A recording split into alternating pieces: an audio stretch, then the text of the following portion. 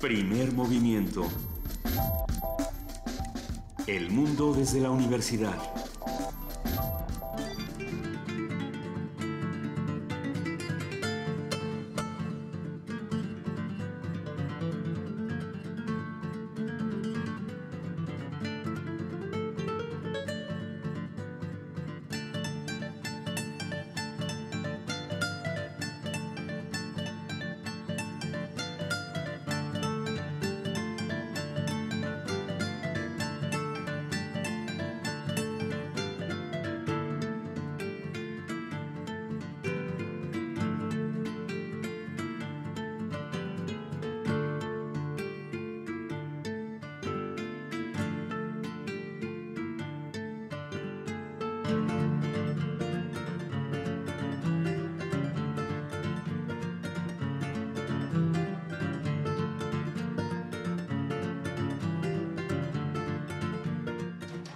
Búscanos en redes sociales, en Facebook como Primer Movimiento UNAM y en Twitter como PMovimiento o escríbenos un correo a primermovimientounam@gmail.com. Hagamos comunidad.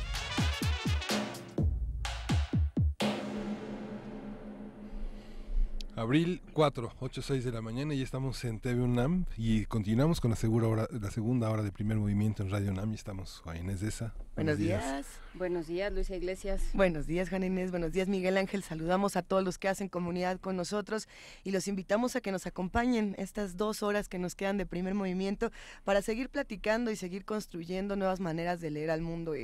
Por ahí me pareció súper interesante contrastar la visión de Ezra Alcázar en la primera hora hablando de los libros con la de Alberto Candiani en Talentland, que finalmente son 2 maneras de expresar y de leer la realidad completamente, algunas dirían distintas, pero no, porque sí se encuentran, ¿no? Sí.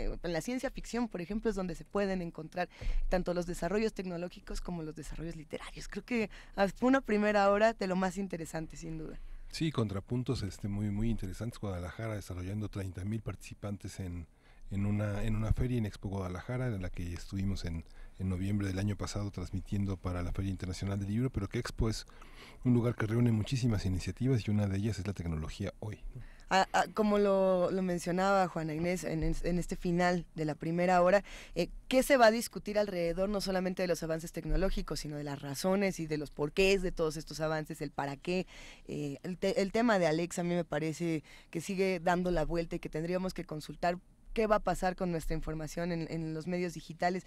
Por ahí estuve escuchando en diferentes conversaciones justo sobre el tema de política, de ciencia ficción y demás, que decían, es que las elecciones en nuestro país serían mucho más fáciles si tuviéramos una máquina en la que metemos nuestro voto y de inmediato se contabiliza. Sí, pero si a eso le sumas que cualquier máquina es susceptible de ser hackeada. Es que ese es el punto. Entonces, y en este país. Es que no debe tener inteligencia artificial, no es que la máquina vaya a tomar sus propias decisiones, sino que solo sea un contador y que solamente el software se alimente. Y la pregunta era, bueno, siempre hay una persona, por lo menos que da clic para que empiece una máquina. Si tenemos ese intercambio, potencialmente todo puede ser hackeado, ¿no? Entonces, que digan, no, pues es que ya no va a haber fraude porque hay una computadora, eso no garantiza nada, ¿no? Y de ahí el debate pues, migró al tema de, bueno, es que en Estados Unidos sí se hace así, tenemos cómputos distintos, y decíamos, bueno, en Estados Unidos gana, no es el mejor ejemplo de representatividad, porque ganan personas como Donald Trump cuando no tenían la mayoría de los votos, ¿no? Por temas de representatividad y todas esas cosas. Está pues bueno. Sí, por su república representativa, pero ese es otro tema. Ese es otro tema, porque en este momento nos vamos a la nota nacional con las cuotas de género. Primer movimiento.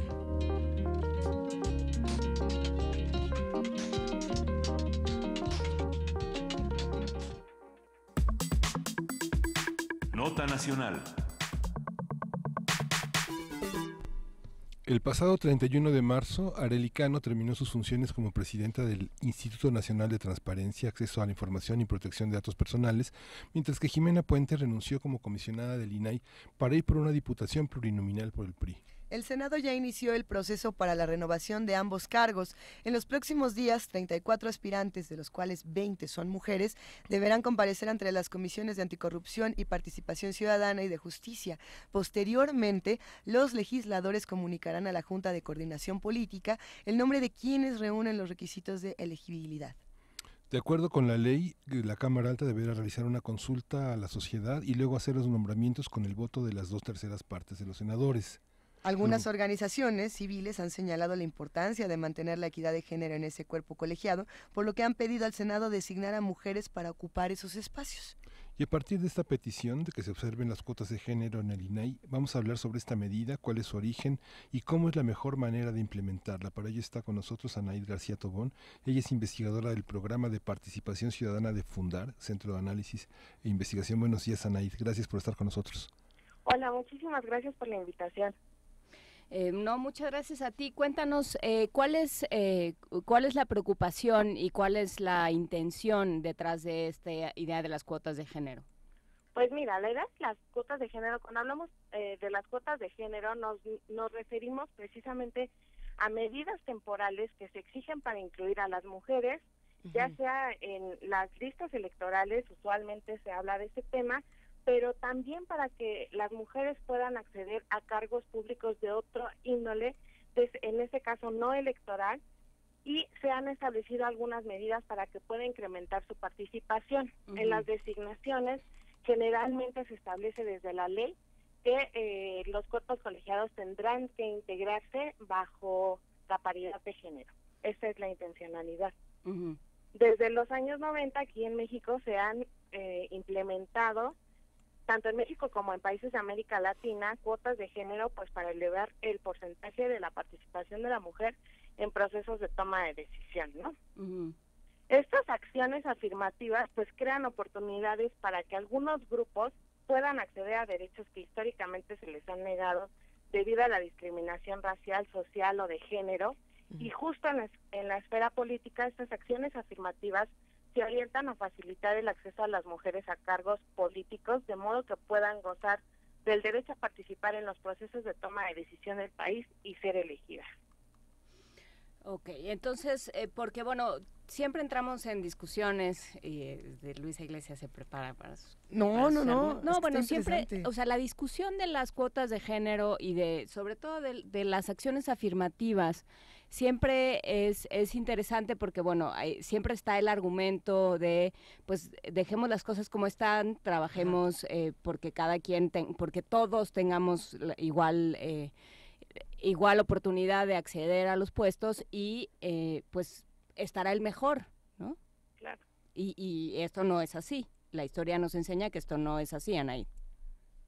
Pues sí, en general las cuotas de género suelen propiciar todo tipo de críticas, ¿no? O sea, dos de las más comunes consisten en que las mujeres llegan a un cargo público y carecen de la experiencia o no cuentan con los estudios necesarios para ejercer estos puestos. Sí. Pero bueno, habría que mencionar dos cosas importantes. Las mujeres no van a ganar experiencia en ningún cargo público si no llegan a accesar a estos, ¿no? Y en donde puedan acceder a adquirir esa experiencia. Y por otro lado, hay un estudio justo de estadísticas para la equidad de género que señala que el indicador de paridad en relación con los años de estudio alcanzados por mujeres y hombres y su evolución muestra que prácticamente en todos los países, a excepción de uno, que es Uruguay, entre más aumenta la escolaridad femenina, pues van incrementando el mayor número de mujeres que quieren postular a cargos públicos, ¿no? Ahora, las cuotas de género no discriminan pues a los hombres, toda vez que son una medida compensatoria y en la medida que lo veamos de esta manera, ¿no? Dadas las barreras de la discriminación que históricamente han padecido las mujeres, pues en la medida en que los intereses y las percepciones e ideas de los hombres y mujeres no siempre coinciden, los hombres no pueden representar de igual manera los intereses de las mujeres pues que ellas mismas, ¿no? En el caso de México, la mayor presencia de mujeres en cargos públicos pues se ha traducido precisamente en una mayor atención a los temas relacionados con las garantías de su derecho, ¿no? Tanto en el Congreso como en otros cargos públicos. Por ejemplo, la Ley General para la Igualdad entre Mujeres y Hombres se debe en gran medida al impulso de senadoras o la Ley General de Acceso de las Mujeres a una Vida Libre de Violencia, fue impulsada también en mayor medida por diputadas, y lo mismo sucede al interior del INAI, ¿no? O sea, la creación del instituto ha hecho recientemente que se abran información en el caso de la UNAM para dar a conocer versiones públicas de expedientes abiertos por acoso sexual en esta institución, o también en la misma institución de mujeres, en donde han pedido que se abra información para que se erradique la violencia de género. Entonces, esto es palpable, ¿no? Es interesante estudiar todos estos temas y tratar de que no se queden, digamos, aislados, sin unir todo el tema, por ejemplo, de las violencias con las cuotas de género, con el tema de la equidad, etcétera, Anaid. Pero, ¿qué pasa entonces con las críticas, más allá de lo que ocurre en el proceso de selección, sino alrededor con los ciudadanos, con las ciudadanas que están en redes sociales y que de pronto dicen, pues dirán lo que sea, pero si nosotros no votamos y no elegimos, siguen poniéndonos hombres y mujeres por dedazo o por lo que tú lo quieras llamar? Pues sí, precisamente en el caso de las designaciones públicas, se ha hablado muchísimo de que estas designaciones se tienen que dar con base en elementos de méritos que deban de cumplir las ciudadanas y los ciudadanos. En el INAI específicamente se pretende que se elija 2 mujeres porque son 2 mujeres las que se van, ¿no? Entonces, precisamente ahorita el Pleno está constituido por 4 hombres y 1 mujer, y se esperaría que se designara a otras 2 mujeres, ¿no? ¿Y cómo se perfila esto? ¿Quiénes puede ser quiénes están, digamos, en la contienda? Pues mira, tú ya lo habías mencionado, hay 20 aspirantes de 34, algunas tienen experiencia justo en algunos órganos garantes a nivel estatal, y hay otras que vienen de instituciones que tienen que ver con lo electoral, ¿no? En áreas de transparencia. Entonces, yo creo que existen muchas mujeres que son muy capaces desde la función pública, desde la academia, desde la sociedad civil, que pueden acceder a ser elegidas como nuevas comisionadas del INAI para que se establezca la equidad de género. Ahora, hay otra cosa, no solamente es algo que se pueda ver como voluntario, ¿no? La ley federal y la Ley General de Transparencia establecen que esta designación se debe de dar con paridad de género. En el 2014 así se dio, ¿no? O sea, que fue la composición del órgano garante por 7 personas y había igual representación de mujeres y hombres. Entonces esperamos pues que se retomen todos estos criterios que se tomaron en 2014 para que igualmente se pueda incluir a mujeres, ¿no? Hay otros casos en las designaciones en donde cuando se establece desde la ley que se tiene que elegir con paridad de género se hace. Precisamente ayer se eligió al Comité Técnico del Mecanismo de Prevención de la Tortura y la ley establecía que se tenía que dar esta designación con paridad de género. Ayer el Senado elige a las personas que van a componer a esta comisión y elige a 2 mujeres y elige a 2 hombres. Otro caso también de éxito en donde ya estaba establecido previamente es en la designación de los integrantes del Comité de Participación Ciudadana del Sistema Nacional Anticorrupción, que igualmente se dio con equidad de género, ¿no? Entonces, hay instituciones que cuando ya tienen previsto en la ley un procedimiento que tenga esta paridad de género, lo cumplen. Tendríamos que ver que el Senado en esta ocasión también lo cumpliera, ¿no? Pues vamos cerrando esta conversación, Anaid García Tobón. ¿Con qué reflexiones finales nos quedamos y con qué preguntas pendientes para seguir estudiando este tema? Pues es muy importante, principalmente, que sí se elija con paridad de género, claro, pero también que se compongan los órganos, ¿no? En las designaciones a veces vemos que no se elige a las personas y que las instituciones se quedan acéfalas y que no pueden cumplir con sus atribuciones ni con sus funciones, precisamente porque no están compuestas completamente. Entonces es importante que se haga una designación en tiempo y forma, que se abra la discusión y que sea un proceso deliberativo, que se hable sobre los méritos de las y los candidatos y sobre todo pues que se pueda designar con esta paridad de género previstas en las dos leyes que te mencionaba, claro. La general y federal de transparencia. Y sobre todo, Anaid, que se entienda por qué, el porqué de estas medidas, cuál es la lógica detrás de ellas, porque si no, lo que sucede es que se acepta la simulación, ¿no? Porque ese es el gran problema del que siempre terminamos hablando en este espacio, que es, existen las regulaciones, están marcadas de cierta forma y sin embargo se prestan siempre a simulaciones. Lo hemos visto con este caso, ¿no?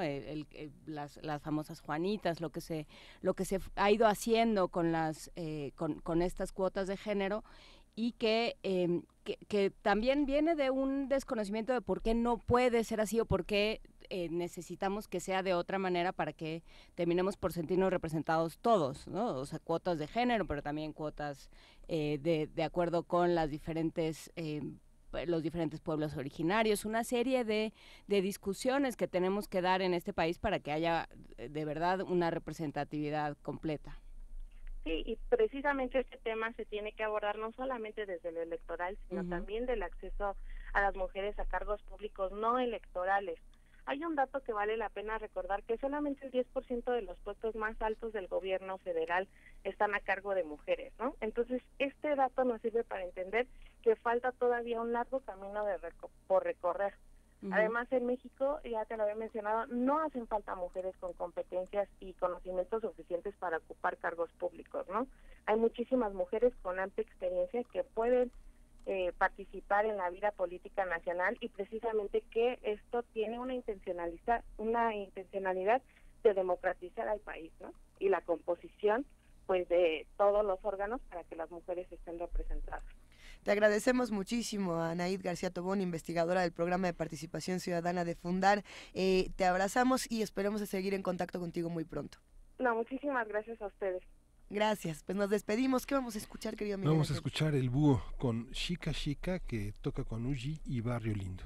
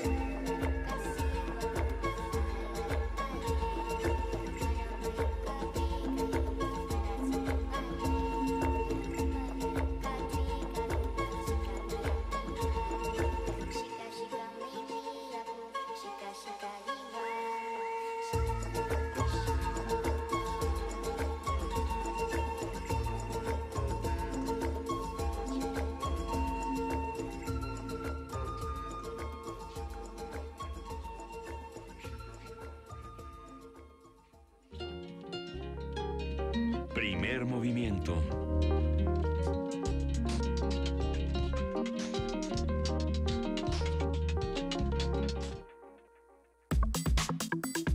Nota del día. La Comisión de Gobernación de la Cámara de Diputados aprobó en lo general el dictamen panprista de una nueva ley de comunicación social que busca regular la publicidad gubernamental en acato a la resolución de la Suprema Corte de Justicia de la Nación de crear una ley reglamentaria al artículo 134 constitucional reformado hace 4 años. La nueva ley fue aprobada con 15 votos del PRI, el Partido Verde y Nueva Alianza, 8 en contra y una abstención. Varios organismos de la sociedad civil, como Artículo 19 y Fundar, han cuestionado el dictamen porque, según afirmó el colectivo Publicidad Oficial en un comunicado, ese documento es una simulación flagrante de la garantía de la libertad de expresión y viola los acuerdos de Parlamento abierto, no atiende los problemas que supone la publicidad oficial, como ser un mecanismo de control indirecto de las líneas editoriales, la asignación discrecional de recursos públicos millonarios, su utilización para fines proselitistas o electoreros, entre otros. La palabra del día de hoy, Miguel Ángel, parece ser que va a ser simulación. Sí. Hoy justamente es un poco el tema de Primer Movimiento. A partir de la propuesta de ley vamos a hablar sobre sus problemas, las respuestas que ha recibido y la forma en que medios y ciudadanos pueden incidir en la discusión. Todo esto lo vamos a platicar con Adriana Solórzano, presidenta de la Asociación Mexicana de Defensorías de las Audiencias y académica de la Facultad de Ciencias Políticas y Sociales de la UNAM. Adriana, bienvenida, qué gusto que nos acompañes. Gracias. Buenos días, el gusto es mío. Siempre es un placer estar aquí en casa. Pero con un tema tan complejo como este, ¿qué es lo que ha pasado en los últimos días y por qué es tan importante discutir esta ley de comunicación social? Pues ya lo dijiste y lo dijiste bien, estamos ante una simulación, una triste simulación. Para quien no tenga antecedentes, hay que decir que esta regulación se está llevando a cabo porque una asociación civil interpuso un amparo y lo ganó. O sea, que lo ganó porque tenemos derecho a que se regule ese gasto. Son millones, miles de millones los que se destinan a la publicidad gubernamental y se hace de manera discrecional. ¿Por qué es tan importante que no se asigne el presupuesto de manera discrecional? Porque los gobiernos suelen utilizar estos recursos precisamente para controlar las líneas editoriales de los medios. Es un control indirecto. Es decir, les pago para que me peguen. Exacto. Si quieres recibir dinero, pues entonces digamos que tu línea editorial debe ser afín a los objetivos de ese gobierno que la asigna. Si tenemos una ley que establece claridad sobre cómo se asigna ese dinero, el gobierno deja de tener ese poder indirecto sobre las líneas editoriales de los medios. Por eso es tan importante y por eso artículo 19 estableció o interpuso ese amparo. Ahora, la Suprema Corte de Justicia de la Nación le da la razón a la asociación civil, obliga al Congreso a que legisle, pero lo que hace el Congreso, en lugar de acatar los lineamientos de la Suprema Corte de Justicia de la Nación, de lo que se ha analizado, de lo que los especialistas fueron el 20 de marzo pasado a exponer al Senado, lo que hace es retomar la discrecionalidad con la que se asigna y volverlo ley. O sea, el mismo procedimiento que se usa en este momento, que no es suficiente, que deja un margen muy amplio precisamente para desvío de recursos, para utilización inadecuada o indebida de estos, lo que hace es volverlo norma. Y entonces no solamente simulación, es una burla, porque todo eso por lo que hemos peleado y que nos ha parecido que es inadecuado, ahora está peor porque ahora va a estar por ley. Entonces, incluso rebasa el mero asunto de la simulación. A ver, ¿cómo que va a estar por ley? Vamos descomponiéndolo para entenderlo. Sí, mira, desde hace, ¿qué será? A partir del 2000, se empezaron a establecer lineamientos por parte de Secretaría de Gobernación para controlar, más que para asignar claramente, era para controlar los mensajes publicitarios del gobierno federal. Son más de 150 dependencias y entidades, casi 200 las que ejercen federalmente recursos. ¿Qué es lo que hace la Dirección General de Normatividad de Medios? Digamos, recibir los programas o proyectos de campaña en los que cada dependencia o entidad va a hacer publicidad y los planes de medios en los que va a invertir. Secretaría de Gobernación lo hace para tener como un panorama claro sobre qué temas se van a manejar ese año, dar una línea a todas esas dependencias y autorizar o decir, no, este medio no, pon este. Digamos que esos lineamientos con el tiempo y durante diferentes administraciones, porque cada una ha sido distinta, los directores tienen diferentes niveles de conciencia y sensibilidad, algunos los utilizaban para hacer más transparente la asignación de recursos. Otros definitivamente para precisamente marcar aún más las arbitrariedades con las que se asigna. El caso es que estos lineamientos nunca han sido suficientes. Por ejemplo, una de las cosas que establecía estos lineamientos es que todos los medios tenían que certificar su circulación, no su tiraje, su circulación. Porque bueno, hay chistes que dicen, bueno, ¿y cuál es tu tiraje? No, pues como del 80%, porque nomás vendo el 20%, ¿no? Todos los demás los tiro. Entonces no nos sirve el tiraje, nos sirve la circulación pagada. ¿Cuánto realmente circula y cuánto realmente compra la gente? Era, por ejemplo, un criterio de asignación. Pero ¿qué pasa cuando esos mismos lineamientos dicen que esa circulación pagada va a ser certificada como el medio decida que la debe certificar? O sea, puede contratar a quien lo vaya a certificar. Puedo contratar a mi primo acalcúlico. Sí, que dice, yo vi, de veras, yo vi que de verdad circularon. Entonces, al final esos lineamientos nunca fueron suficientes. Eran a lo mejor buenas intenciones de determinadas administraciones, pero nunca fueron suficientes. ¿Y qué es lo que está haciendo la Comisión de Gobernación en este momento y estos legisladores con esa iniciativa?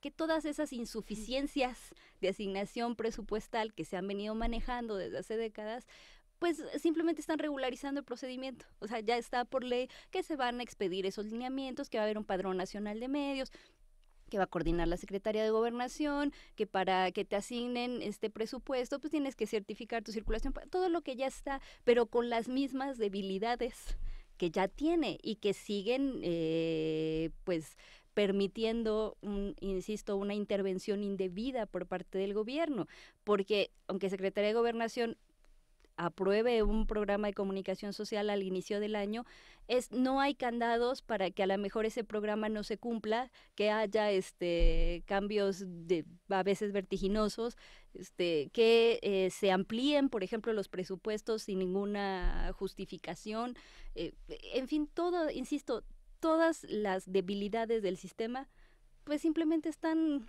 ahora legisladas, o eso pretenden. ¿Cómo le afecta esto a las personas que están del otro lado como consumidores, como lectores, como radioescuchas y demás? Lo pregunto pensando en algunas personas que se han manifestado diciendo, bueno, es que eso a mí no me va a afectar porque le cambio de canal si no lo quiero ver, o le cambio de estación si no lo quiero escuchar, leo otras cosas. Pero ¿cómo nos afecta a las personas de a pie un tipo de, una resolución como esta? En general deberíamos, me parece, entender que la información es un bien, y es un bien tan preciado que de la calidad de información que obtengas dependen muchas decisiones en tu vida, del día a día. Informaciones útiles, desde qué tratamiento si tienes una enfermedad, es decir, el poder tener toda la información disponible sobre tratamientos hace la diferencia en las decisiones que tomas. Cuando tienes tú una pluralidad de medios, muchas decisiones que tomas están mucho más sólidas. Por ejemplo, el voto. No es lo mismo tener un voto informado porque tienes una pluralidad de medios a las cuales acceder, que un voto sesgado porque te quedaste con información falsa o información tendenciosa porque nunca te la hicieron llegar. Cuando dejamos que mecanismos indirectos de censura como la asignación arbitraria de publicidad se mantenga, lo que hacemos también es ir contra esa publicidad, porque hay muchas discusiones que deberíamos estar dando en este momento precisamente alrededor de la legislación, como, por ejemplo, las revistas que pueden ser una alternativa, que tienen una agenda distinta, que a lo mejor no tienen una gran circulación, pero que tienen una agenda diferente y que es necesario que se visibilice. Ahí el dinero de todos, porque eso es la publicidad, o el dinero que mantiene la publicidad gubernamental, ese dinero que es de todos podría destinarse precisamente a impulsar estos medios alternativos pequeños que pueden tener información importante para colectivos a lo mejor históricamente vulnerados. Entonces, es necesario, insisto, dar esa discusión sobre cómo vamos a asignar el dinero, porque si se lo estamos dando a los mismos 3 o 4 medios que controlan toda la información en el país y que además se llevan todo el dinero a publicidad, lo que está generando es que no tengamos información suficiente ni diferentes versiones sobre una misma situación. Ahora, voy a poner, por ejemplo, un caso muy sencillo para que nos fijemos en los montos. Un medio público como el Instituto Mexicano de la Radio, que tiene 17 estaciones, funciona más o menos al año con 200 millones de pesos. Esos 200 millones representan, por ejemplo, lo que se le paga a un periódico, ahora no estoy diciendo radio y televisión, más o menos por una campaña de 2 o 3 semanas. Entonces, es para que vean cuánto dinero se puede ir a los medios comerciales, cuánto dinero nuestro, que al final esos grandes medios están sostenidos por ese dinero. Y pues por supuesto, si son 3 o 4 los que controlan las audiencias, también 3 o 4 van a controlar las versiones y la información que circula. Y además, ¿qué más te da, pensando en, yo soy ese periódico, ¿no? ¿Qué más te da que tu tiraje sea del 90%? O sea, digamos que en esto que decías, ¿no? O sea, ¿qué más te da que nadie lea tu periódico si ya está pagado? Claro, si tienes el ingreso asegurado. Nada más te cuidas entonces... ¿Qué idea tienes de audiencia? Claro, La única audiencia es el secretario de Gobernación. Exacto, esa es la audiencia a la que entonces le vas a servir, que se dé cuenta que la línea editorial está acorde con lo que esperan de ti esos que pagan. Porque lamentablemente se piensa que esos que pagan son los funcionarios, pero no, esos que pagan somos nosotros, y lo pagamos no solamente en efectivo con esos recursos que no se utilizan en hospitales o en escuelas o en otras cosas importantes, lo pagamos con información sesgada. Ese es el pago más fuerte, más duro y el más costoso, porque insisto, muchas de nuestras decisiones entonces no van a ser las adecuadas porque no estamos teniendo acceso a la información adecuada. Pero entonces, ¿el Instituto Verificador de Medios no sirve? No es tanto... ¿Y en el padrón de medios no están todos los que deben de estar, o cómo es? No es tanto que no sirva, es importante poder tener un padrón nacional de medios. El asunto es el rigor con el que se maneja la información. Tendríamos que tener precisamente, por ejemplo, en España, en efecto hay una institución muy sólida con metodologías claras, abiertas, para determinar, por ejemplo, cuál es la circulación real de los medios. Entonces, si vas a tener una certificación, cuando menos que sea homogénea y que todos sepamos ese instituto cómo funciona, de preferencia que sea una institución pública, no un privado que tampoco sabemos bajo qué parámetros se está midiendo los números que se dan en ese Padrón Nacional de Medios. Tú puedes entrar al Padrón Nacional de Medios y decir que determinado periódico tiene una circulación pagada de 400,000 ejemplares, pero quizá no sea del todo real, porque yo no sé qué metodología siguió quien hizo la verificación. Puede ser que sí, pero necesitamos discutir bajo qué circunstancias, qué tan abierta va a ser esa información y cómo el gobierno se basa en el instituto, que es autónomo, es un organismo autónomo, aunque tenga, digamos, una característica privada, pero es el organismo autónomo por excelencia. No forzosamente, hasta donde yo tengo entendido, la verificación puede ser por un corredor, por ejemplo, o por un particular que te puede hacer una auditoría, es decir, que tenga los medios como para auditar pues tu sistema de producción y que pueda dar fe de que tú generas pero ese no lo certifica el instituto. No forzosamente, es decir, que yo sepa, no es necesario que sea el instituto quien te verifique, o sea, puede verificarte otro particular. Ahora, insisto que también hay cuestiones que no debemos perder de vista, como el asunto de que no todo es circulación pagada, porque entonces los más grandes van a seguirse llevando la mayor cantidad de dinero. Tendríamos que ver, por ejemplo, calendarios editoriales. Hay revistas que surgen, misteriosamente. Se llevan una tajada importantísima de publicidad gubernamental, aparecen 2 números y después ya no están. O portales de internet, todo eso permite desvío de recursos y permite fraudes. Entonces también, ¿qué experiencia o qué antigüedad o qué condiciones debe reunir un medio para que se le asigne publicidad? E insisto, y en el caso de los pequeños que pueden tener muchos años sobreviviendo con dificultades, pero que aportan una agenda importante o una visión importante a la discusión pública, ¿cómo se les puede estimular? Entonces, son situaciones que tenemos que discutir. Por ejemplo, hay un 1% de publicidad que se le debe asignar a las radios comunitarias. un 1% que pues no llega, que no se asigna. Entonces tendríamos que ver ahí cuáles serían las reglas para que se asignara, para que verdaderamente llegara, y también pues para verificar que se otorgue de manera transparente. Hay muchos temas alrededor de esto, y lo único que está haciendo el Congreso, insisto, es convertir en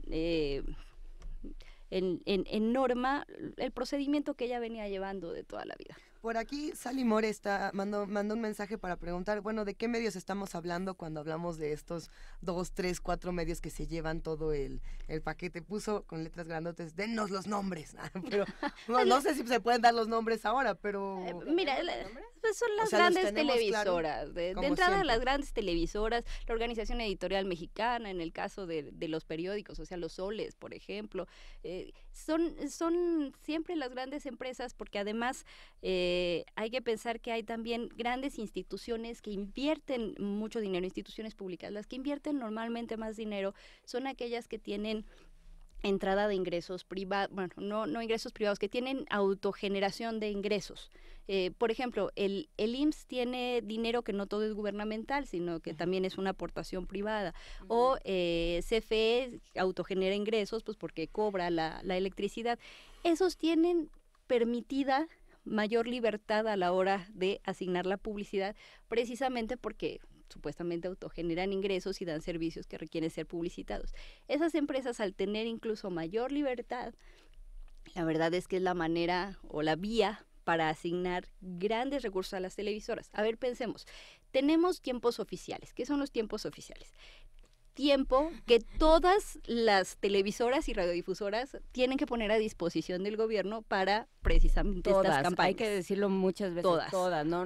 Nosotros no elegimos poner 15 minutos de spot. Gracias por recordarlo, no nos odien. Pero entonces esos tiempos oficiales que muchas veces odiamos por esos spots que son machacones, pues resulta que son la manera de que no se gaste tanto dinero en publicitar las campañas. Pero ¿qué es lo que ocurre con estas entidades que tienen mayor libertad de asignar? Que pueden decir, no, pero es que en tiempos oficiales yo no puedo controlar la pauta. Entonces, como yo sí quiero controlar la pauta, entonces yo voy a invertir en la televisora en este tiempo prime time. Y entonces gastan cantidades, de veras, son grandes cantidades. Una campaña chiquita del IMSS puede llevarse cuando menos 10 millones de pesos, o sea, chiquitita. Las grandes, pues más de 100 millones de pesos. Entonces estamos hablando de mucho dinero que sale a través de esas dependencias y entidades y que es necesario transparentar. ¿De qué deben de vivir los medios? No sé, por ejemplo, la presencia del periódico Reforma en México significó una dignificación, gran parte del oficio del periodista. El reportero ya no era alguien que tenía que pedir publicidad, que viajaba con los recursos del periódico, que compraba las cosas que requería, mientras que en la mayoría de los medios, los periodistas son invitados, se les trata con un aparato de relaciones públicas que siempre está a la medida de los deseos del patrocinador y que orienta de alguna manera las líneas editoriales, ¿no? Esa presencia también de ese periodismo independiente es importante. Los corresponsales en México, los grandes periódicos como Le Monde, New York Times, los periódicos alemanes como Die Spiegel, etcétera, tienen esa autonomía frente a la publicidad y al patrocinio de los gestores estatales y privados. Pues mira, yo pienso que lo ideal es que los medios tuvieran una diversificación de ingresos tan amplia que no dependiera de un solo actor, porque tan malo es que el gobierno te marque tu línea editorial como que tengas un gran patrocinador del que dependes y entonces también va a incidir en tu línea editorial. Sería ideal que gran parte de su financiamiento procediera de sus propias audiencias y de sus propios lectores. Pero la situación en México es muy compleja. Pasa igual que en los medios electrónicos, como los medios se desarrollaron, o grandes medios pudieron desarrollar monopolios y control del mercado gracias, por ejemplo, a estos mecanismos indirectos de asignación de publicidad, pues resulta que ahora los chiquitos no tienen posibilidad de pelear con los grandes.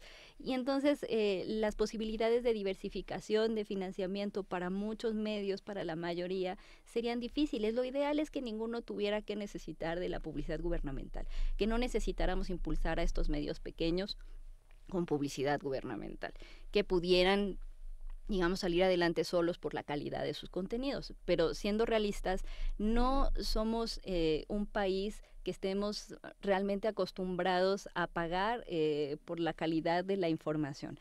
Nos han acostumbrado, por ejemplo, a la televisión gratuita. Queremos que en Internet todo sea gratuito, que los portales sean gratuitos, que nos dejen acceder gratuitamente.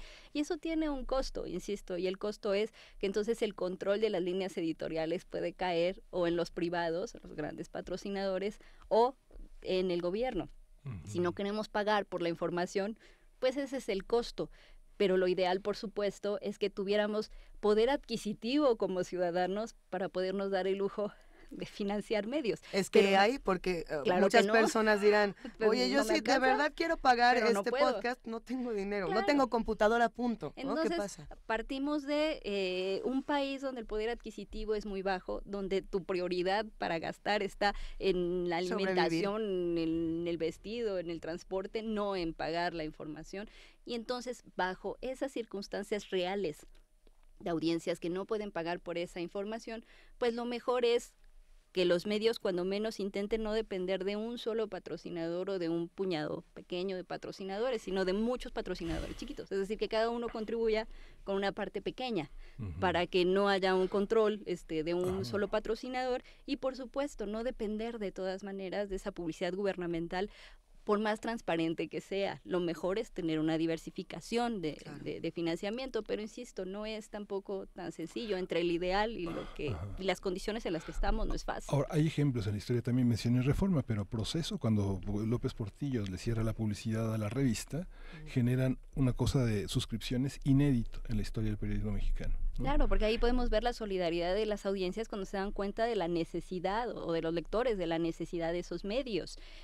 Insisto que lo mejor sería eso, o sea, el ideal es que se viviera de la propia gente a la que sirves, pero para llegar a ese nivel necesitamos primero que el poder adquisitivo en general de los mexicanos mejore y que estos gastos a veces de veras ominosos pues cesen. No, sí representan mucho.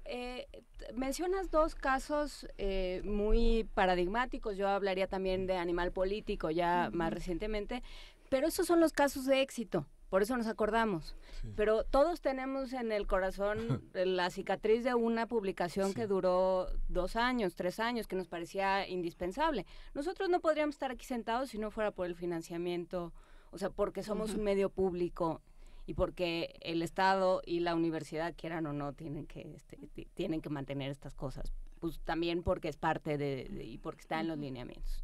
Pero, y nosotros no sobreviviríamos en una lógica capitalista, en una lógica de mercado, y muchísimo menos en una lógica de responderle a un secretario de Gobernación.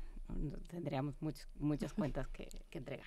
Entonces, hay muchas cosas que se van quedando en el camino y hay muchas víctimas, digamos, por ponerlo en esos términos, de este sistema. O sea, pues la cantidad de medios que se quedan en el camino, la cantidad de medios que no tienen manera de sobrevivir, que sobreviven a duras penas, que no se les escucha lo suficiente, que van perdiendo además colaboradores porque no se les escucha o porque se les calla de manera salvaje. Todas estas cosas contribuyen a que el país sea más pobre en términos de información. Por supuesto, y la pobreza de información redunda al final en pobreza de muchos tipos, porque no puedes, insisto, tomar las decisiones adecuadas cuando no tienes la información. La información la utilizamos día a día para todo. Por eso el costo de no tener información objetiva, clara, de diferentes versiones, maneras de ponderar nuestras decisiones, pues incide en eso, en a veces malas decisiones de todo tipo. Incluso podemos hablar hasta en términos muy, digamos, prácticos y no sociales, casi capitalistas.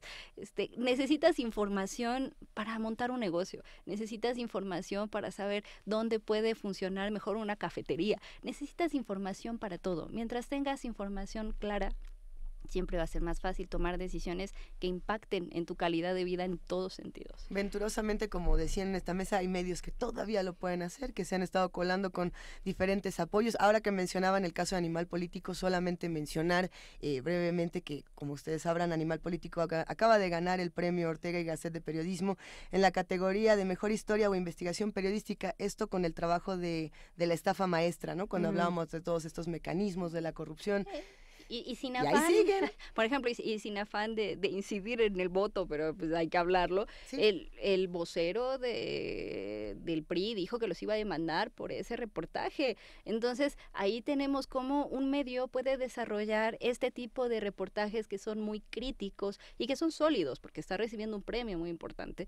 Sí, el gobierno, pensemos que de llegar el candidato oficial a la presidencia, después de este trabajo, yo no podría estar tan segura de que su asignación sea adecuada. No podemos dejar en las manos de los políticos, así de a discrecionalidad, la asignación de los recursos. Tiene que haber claridad en las leyes para evitar precisamente estos conflictos, estas sospechas, estas especulaciones, por la tranquilidad de todos. Tiene que haber regulación en esto. Bueno, ¿y ahora qué va a pasar? Es que antes de cerrar la conversación y ahora que me gustaría regresar a una pregunta que es fundamental y que no habíamos hecho y que me parece muy importante que la traiga a la conversación Rosario Martínez, que es ¿y por qué necesita el gobierno publicitarse? Fíjate que el doctor Raúl Trejo decía que no, que había que acabar ya con la publicidad gubernamental. Yo la verdad es que soy de la idea, insisto, la información es un bien y yo necesito saber sobre qué vacuna le van a poner a mi hijo, en qué fechas, si van a ir a la escuela o no. Necesito saber si hay riesgos sanitarios, necesito saber si hay enfermedades, necesito saber cuándo sale la convocatoria para las inscripciones en las escuelas, necesito tener información sobre cuestiones económicas, algo tan simple como si se va a levantar un censo, bueno, para que yo sepa cómo va a ser la persona que va a venir y me va a preguntar y si es verdad que en ese momento están haciendo un censo y cuáles deberían ser los requisitos. Necesito información para ir y salir a votar. El gobierno necesita dar información. Así que yo sí pienso que debe existir esta publicidad gubernamental, pero ojo, no hablamos de publicidad en el sentido de Peña Nieto abrazando niños. Ajá, y de ven a aplaudirme, porque ya sé que aquí no aplauden. Ya sé que no aplauden, Ven a aplaudirme o ven a adquirir esto. Es decir, no es una publicidad en el sentido comercial, hablamos de publicidad cuando decimos que tiene que publicitarse, que tiene que darse a conocer. Es información que todos tenemos que tener presente. A eso nos referimos con publicidad gubernamental. No es propaganda en el sentido de enaltecer la personalidad de los políticos. De hecho, por ejemplo, en el presupuesto de egresos de la Federación, desde hace más de una década, se establece que no se puede utilizar ese dinero para promocionar imagen personal de los políticos. Pero hay muchas maneras en las que se zafan y siempre los estamos viendo ahí en el mensaje de Navidad y precisamente en planos, en la portada de la revista, en close-ups todo el tiempo. Y claro que eso es promoción personal. Eso también debería estar en esta nueva regulación. ¿Cómo evitar que se utilice para promover a las personas? Lo que tienen que darnos es información. ¿Cómo hacemos para dejar de tener spots donde no nos dicen nada? Donde solo se pelean. Más que ellos. Somos el mejor gobierno. O sea, no me digas que eres el mejor gobierno. Dame información útil. Para eso debe servir ese presupuesto. Sí, aunque la polémica fue medios del gobierno no son fiables, ¿no?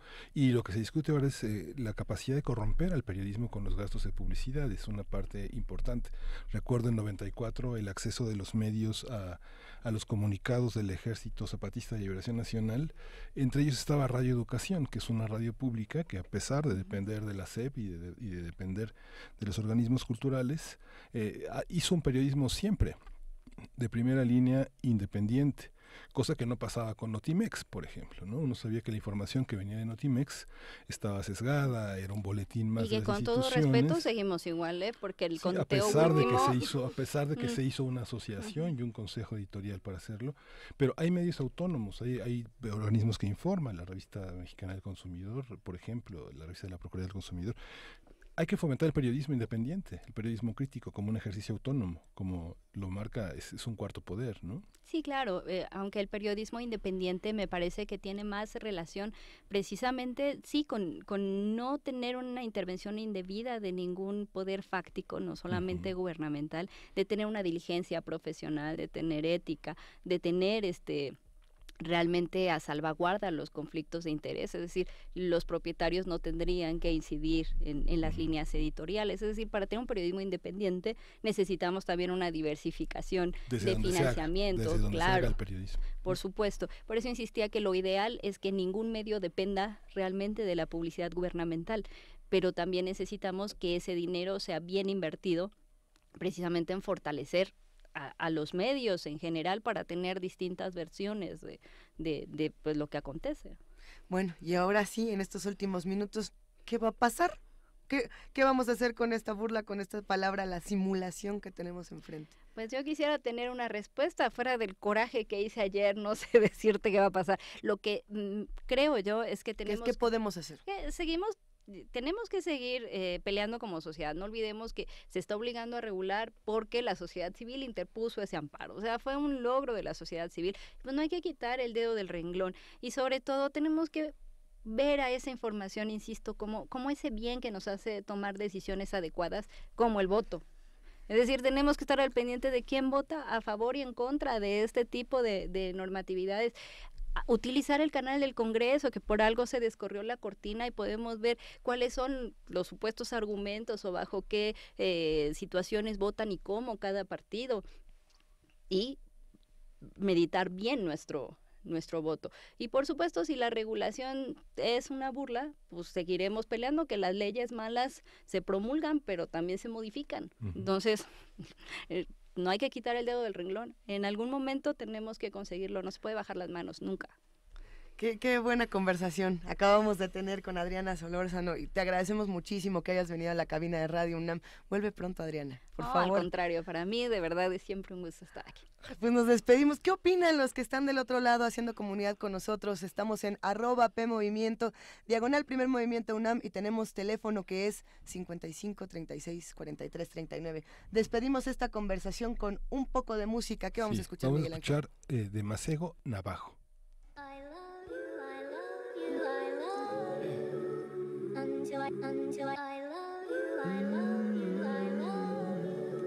Until I find a way,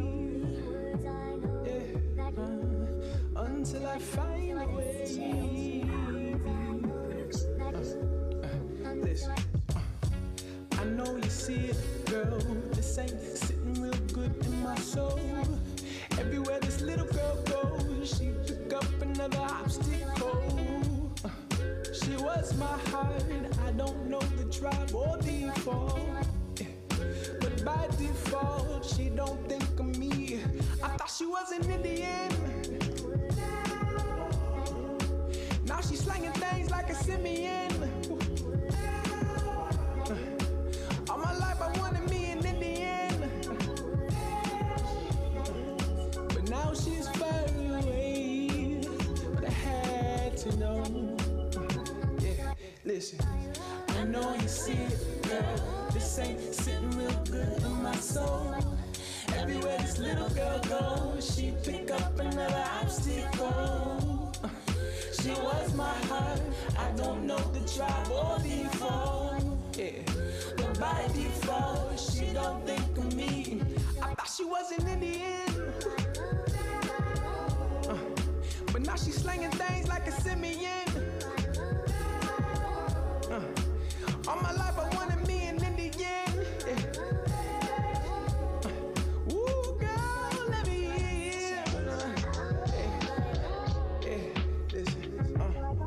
in. In the street with a wedding ring, and she hit the Park City bake. Are you down to cheat? He looked in the eye, chivalry. Is it really there? He pulled out a tip, pay up, jumping right on him. Thinking when's it good to intervene, and I lost her. Lost her to the world and the girls and the posters. Entertain, I doubt it'll pay and it cost her. I ain't mad at me, but it hurts, and I thought she was an Indian. Yeah, but now she only worried about the Benjamins. Yeah, she been lurking in my dreams.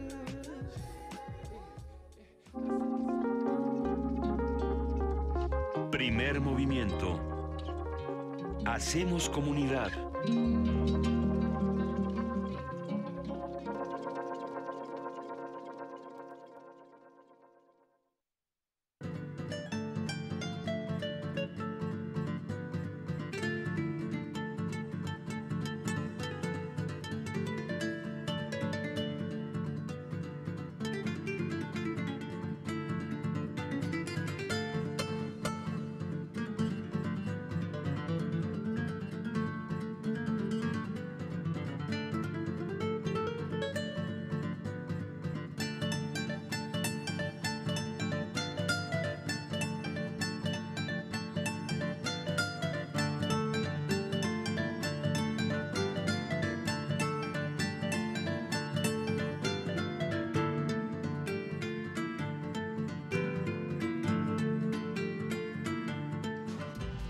Primer movimiento. Podcast y transmisión en directo en www.radio.unam.mx.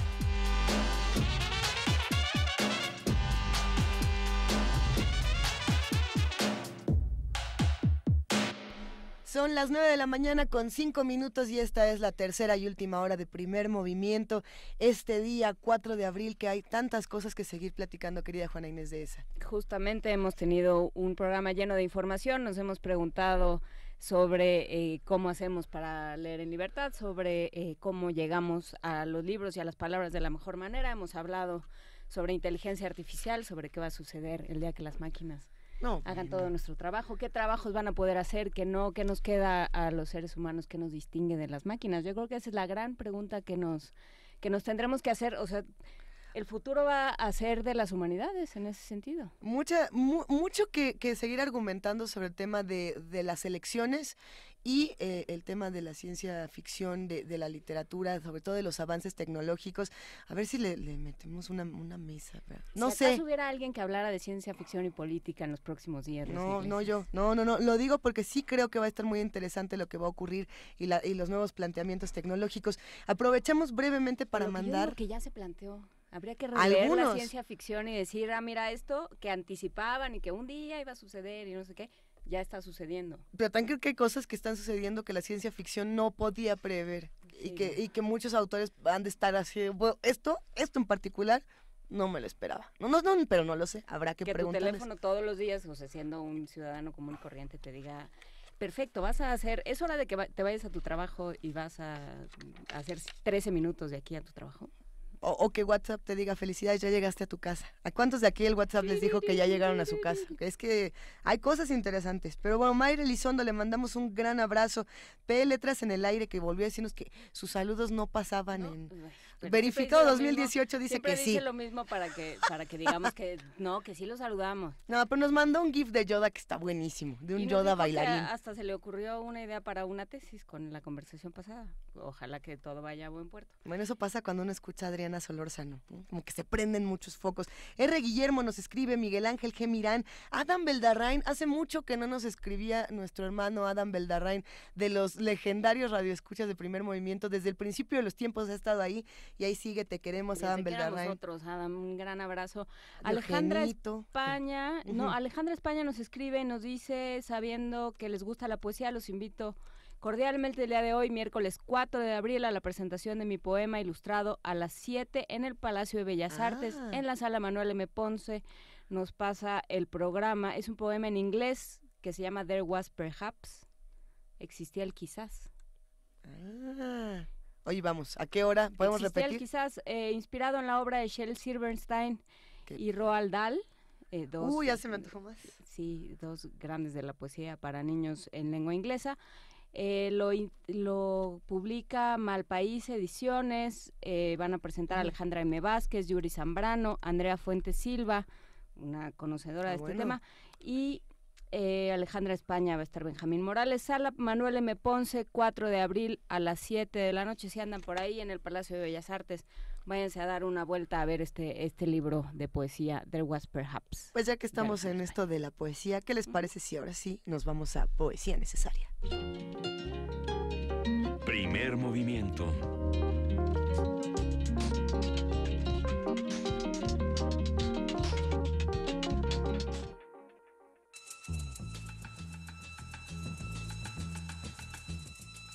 Es hora de poesía necesaria.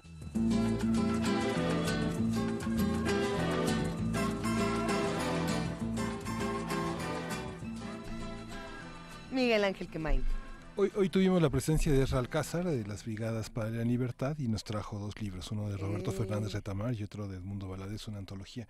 Y trae una antología muy interesante de Roberto Fernández Retamar, que fue uno de los críticos literarios y uno de los hombres de la gran presencia en la cultura cubana, en la Casa de las Américas, a lo largo de su trayectoria poética, cuestionado sobre la poesía que se pone al servicio de la revolución, pero también él es autor de toda una serie de trabajos que no se pusieron al servicio de la revolución y que no tienen esa carga ideológica de resguardarse frente a los múltiples bloqueos que sufrió Cuba a lo largo de su historia.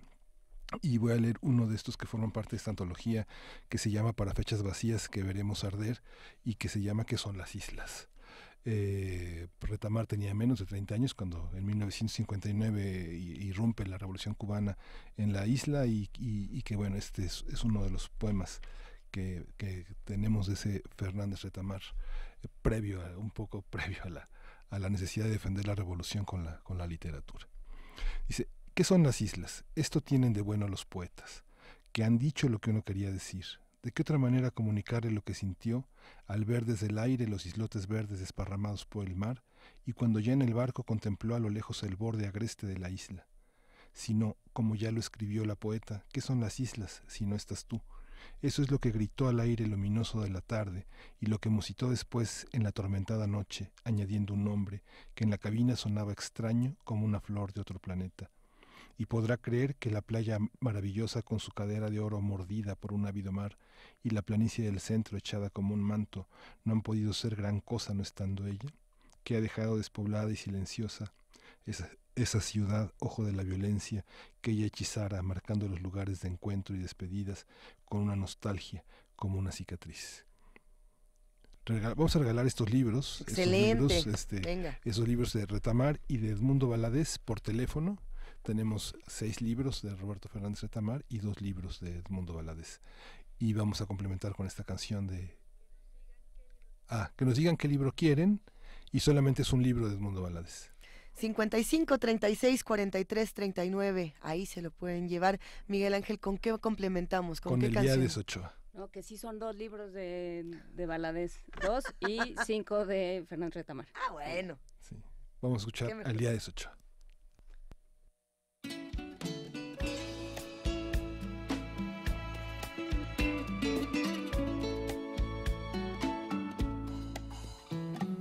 Como una paloma que entra por mi ventana, se posa en mi silla tan quieta como si nada. Se queda tranquila, reposa, tirita y me habla. Preciosa, tus ojos parecen hechos de cielo.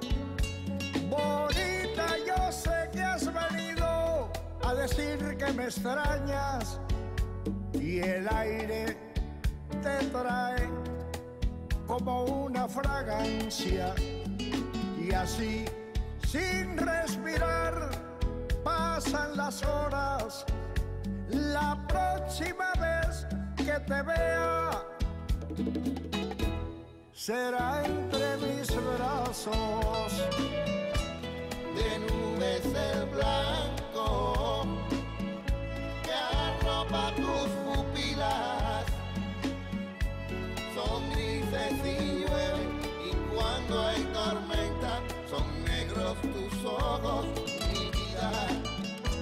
De nubes el blanco que arropa tus pupilas, son grises y llueve, y cuando amanece parecen de cielo tus ojos, mi vida. Yo sé que un recuerdo profundo de amor nunca muere, que vive por siempre y se esconde entre lo Tal vez el Señor concedió tan perfecto deseo. Tal vez preferiste volar y ser libre, y tarde o temprano realizarás ese sueño. Vendrás a mi vida con tantos te quiero, y así sin respirar pasan las horas. La próxima vez que te vea será entre mis brazos. De nubes el blanco que arropa tus pupilas, son grises y llueve, y cuando hay tormenta son negros sus ojos, mi vida. De nubes el blanco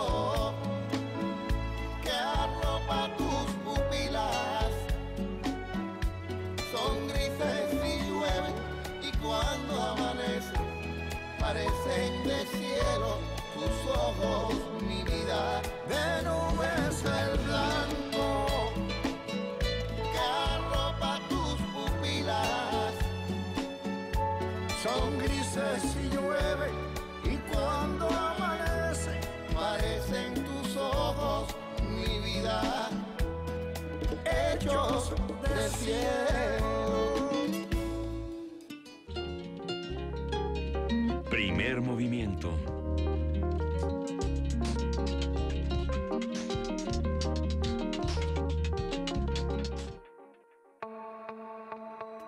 Elecciones 2018. Mesa de análisis.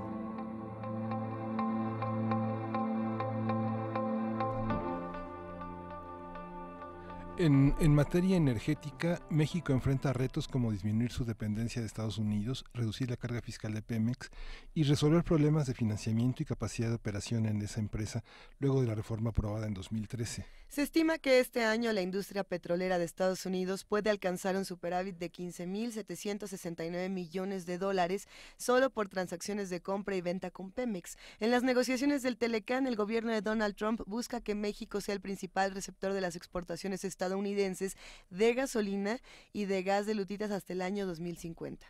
Además, la producción de petróleo ha disminuido de 3.6 millones en 2004 a 2.3 millones el año pasado, mientras que el consumo de gasolina en México es de 839.900 barriles diarios, de los cuales 82% corresponde a gasolina magna y el 18% a premium. De acuerdo con la Secretaría de Energía, la reforma energética ha sumado inversiones por $200,000 millones y más de 200 contratos en petróleo, gas y electricidad, y la creación de 820,000 empleos. Vamos a conversar sobre estos temas, los temas más urgentes en materia energética, en qué áreas de gobierno corresponden y cómo tendrían que entenderse para que sirvan mejor. Y para ello está con nosotros la doctora Rocío Vargas. Ella es especialista en el sector energético y trabaja en el Centro de Investigaciones sobre América del Norte, el CISAN, de la UNAM. Buenos días, Rocío, ¿cómo está? Hola, Miguel Ángel, buenos días, Juana Inés, buenos días, Luisa. Aquí con el gusto de saludarlos y buenos días al público, al auditorio de Radio UNAM. Como siempre es un gusto escucharte, Rocío Vargas, y poder comprender un poco de lo que está pasando con este tema tan importante. Quizá tendríamos que regresar unos pasos y hablar de los resultados de la reforma energética y de cómo va todo esto y qué pasa para el 2018. Sí, vi la introducción y realmente digo, pues creo que desde el punto de vista académico habría que pues empezar realmente a ver esta cuestión de la inserción con los Estados Unidos, que tú muy bien ubicaste aquí el discurso de Trump, ¿verdad? Realmente con esa visión que tiene de nosotros como un gran mercado para esa revolución energética que tiene Estados Unidos, ¿no? Entonces, mira, a mí me gustaría comentarles un poco lo que yo veo como problemas urgentes, como problemas de mediano plazo, y como justamente a la mejor parte de las dificultades que vamos a tener es que no estamos viendo la realidad tal como es en el caso de Estados Unidos con esta inserción que tiene México. Uh-huh. Mira, déjame comentarte, ante esto que tú hablabas de la compra de gasolinas, cómo México realmente está incrementando muchísimo esta dependencia en gasolinas. Es el 77.4% del mercado nacional que ya depende de las importaciones de Estados Unidos. El gas es el 88% y esto depende Comisión Federal de Electricidad y para todo el futuro eléctrico de México. Petroquímicos, estamos en 70%, ¿sí? Y con la idea de que vamos a comprar crudos ligeros, ¿verdad? Con el oleoducto que nos va a poner el señor Trump debajo del muro. Entonces, esto realmente apunta a una enorme dependencia, que mi idea es que en este caso hay que verlo más allá de lo comercial, porque sí es momento de ir viendo un posible problema de seguridad energética. Y te lo voy a explicar por dos cuestiones fundamentales que yo veo, que realmente ni siquiera se ven como focos rojos, pero hay una enorme vulnerabilidad en esto. Está la cuestión de los precios, y aquí pues no se ve como vulnerabilidad porque en realidad es el bolsillo de los ciudadanos mexicanos el que está sufriendo esta creciente dependencia, que es cuánto nos cuesta cargar un tanque de gasolina, cargar nuestro gas para nuestra casa. O sea, todo esto ahí está repercutiendo, pero no se ve como problema de seguridad energética. Pero te voy a decir por qué sí es, porque en realidad aquí gran parte de lo que está explicando el alza de los precios son los márgenes de utilidad de los nuevos participantes en este gran negocio, por un lado. Por otro lado, el IEPS, es decir, el impuesto que cobra Hacienda, que es pues más o menos el 50% del precio de la gasolina, que es enorme, pues ahí está recuperando todas las rentas que perdió con todo el petróleo que se entregó, ¿no?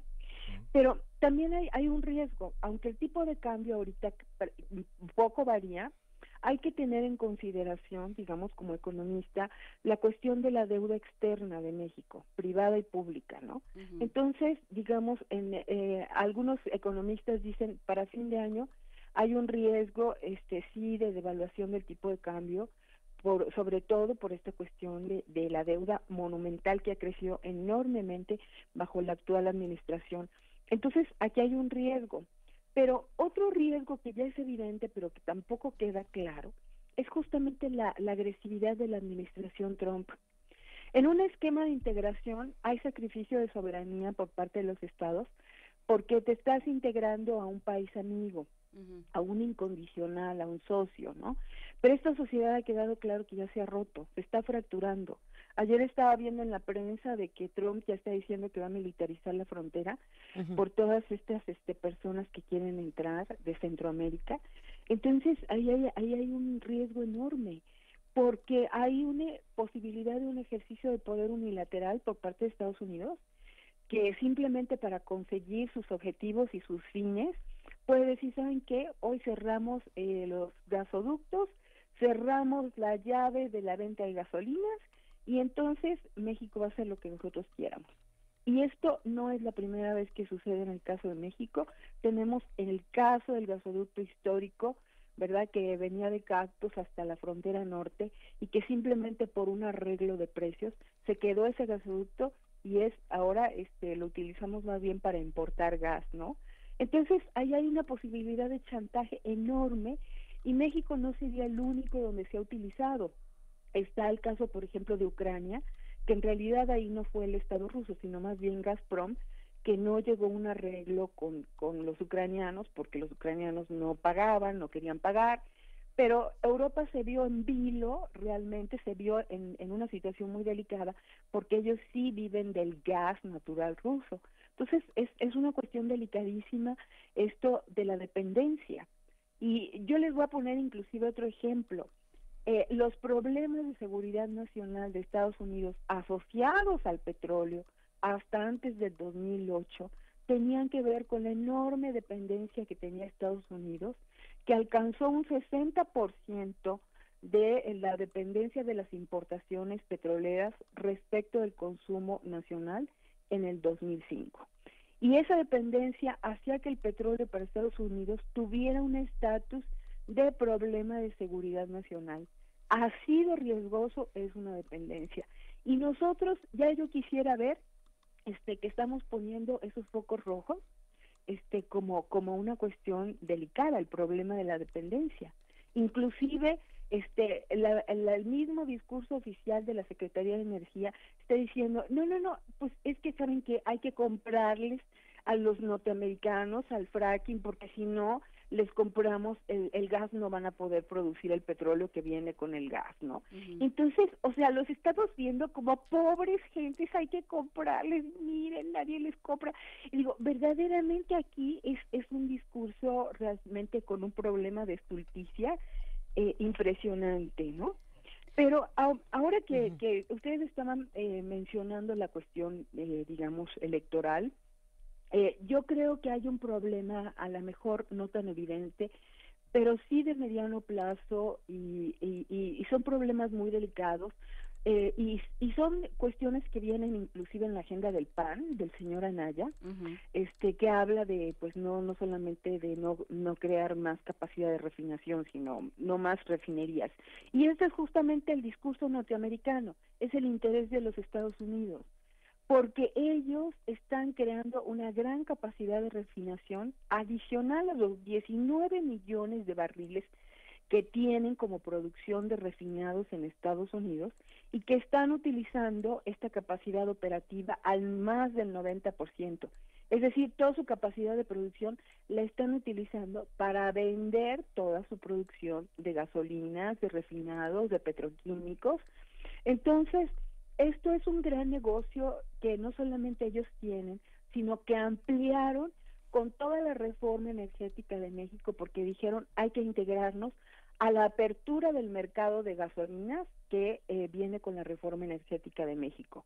Entonces, empresas como ExxonMobil están creando 11 refinerías más en la costa del Golfo. Es decir, o sea, no son pobre gente, les aseguro que no tienen nada de pobre, porque inclusive todo este proyecto es una visión geopolítica de los Estados Unidos que aparece, por si lo quieren consultar, en la Estrategia de Seguridad Nacional publicada por el señor Trump, es decir, la Casa Blanca, en diciembre del 2017. Ahí viene la idea de utilizar a la energía, que le llaman esta parte Energy Dominance, justamente para confrontarse como un proyecto que le va a dar fuerza y poder a los Estados Unidos para confrontarse con lo que él llama países rivales, es decir, China y Rusia. Y ahí está América del Norte y ahí estamos nosotros. Entonces, realmente es un proyecto, digamos, de ejercicio de poder en donde los señores no tienen absolutamente nada de pobres, ¿no? Pero esta cuestión de la parte que toca México, pues justamente no solamente es la no creación de capacidad de refinación, sino realmente la no utilización de la capacidad de refinación que se tiene actualmente. Es decir, estamos utilizando menos del 40% de 1.600.000 barriles que hay como capacidad de producción, pues estamos produciendo 600.000 barriles diarios. Entonces, aquí el problema que yo veo es que generalmente los países que han salido adelante, que han salido del subdesarrollo, inclusive el caso de China, ha sido un proceso que se llama en la jerga económica learning by doing, es decir, a aprender haciendo, ¿no? Y entonces nosotros estamos en el proceso de forgetting by not doing.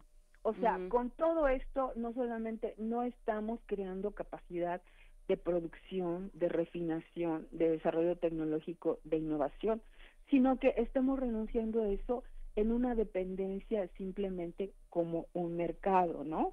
Y entonces esta cuestión de desmantelamiento de capacidades, porque es una capacidad, la refinación, las plantas petroquímicas, la infraestructura que estamos vendiendo al mejor postor a precios de chatarra.